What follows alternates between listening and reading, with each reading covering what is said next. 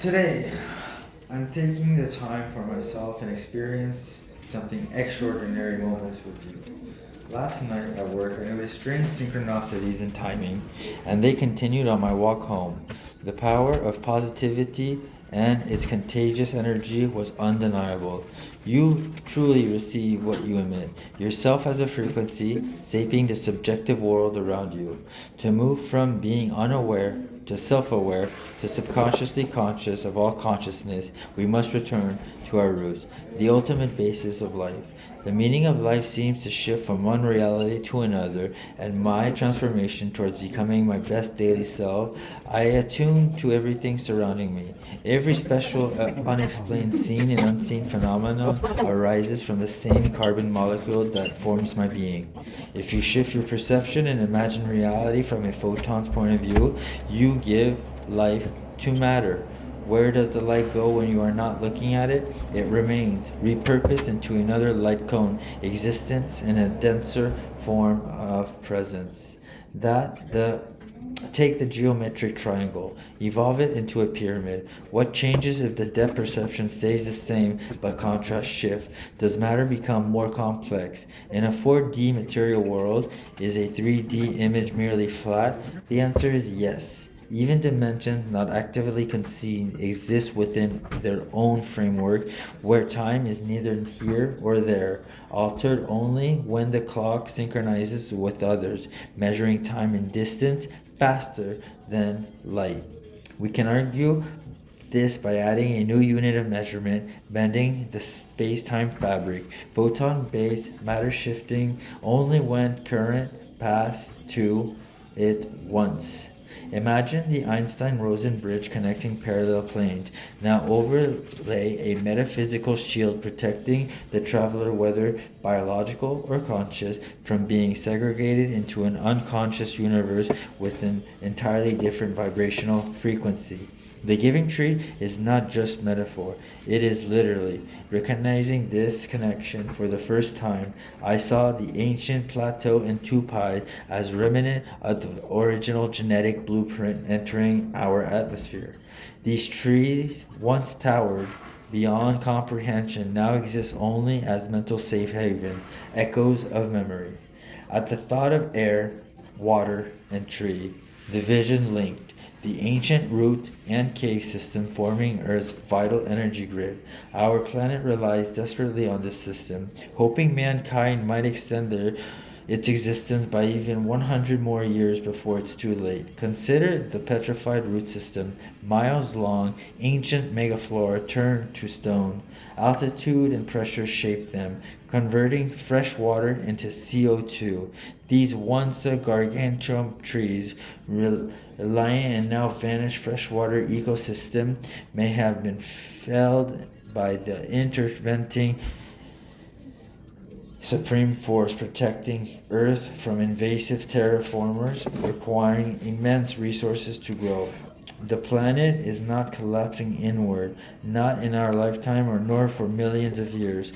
What we see is the cost of life, the byproduct of creation. Planetary cores implode, stars pulse, and systems fail. Yet those megatrees, those original genetic vessels, seeded the consciousness that pulls through the universe at a quantum level.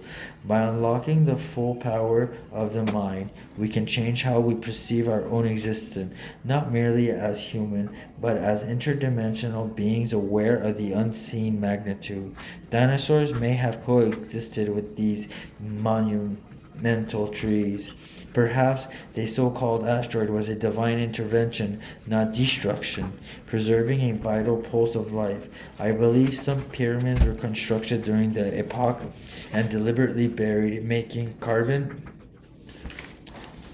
dating unreliable. If petrified trees show laser precision cuts, perhaps the stones we see today were shaped with technologies predated their solidification into sediment. A star is born, and with it, its opposite. The polarity that drives the universe. All forces follow after the love fusion between particles and organic life. In the vacuum of space, bioorganic cells are petrified, yet they're fused with a central pulse produce a gravitational pull. Worlds collide, forming dense spinning bodies. Lighter, less dense energies move towards inner motion, giving rise to planets like Earth. Once the pull became conscious, its root reached the core, distributing life energy via elemental fusion. The air created atmosphere.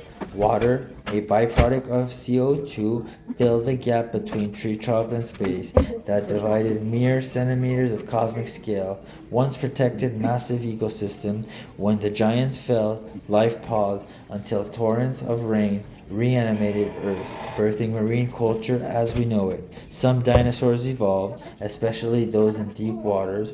Darwinian principle took hold, assisted by insectoid pollinators.